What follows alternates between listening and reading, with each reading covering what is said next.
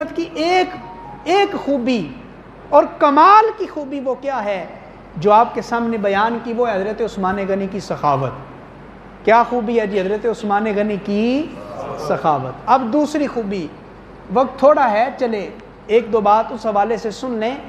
वह हज़रत उस्मान गनी का हुजूर से प्यार का ताल्लुक़, हुजूर से मोहब्बत का ताल्लुक़, इश्क का ताल्लुक़। और ये वो ताल्लुक़ है मोहब्बत रसूल जो हर मुसलमान के लिए ज़रूरी है। और जब तक मोहब्बत रसूल ना हो तब तक हमारा ईमान कामिल नहीं हो सकता। हर चीज़ से बढ़ के, हर चीज़ से बढ़ के, माँ बाप से, औलाद से, बीवी बच्चों से, रिश्तेदारों से, दोस्तों से, दौलत से, जब तक हर चीज़ से बढ़ के हुजूर से प्यार ना कर लें तब तक मेरा और आपका ईमान कामिल नहीं हो सकता।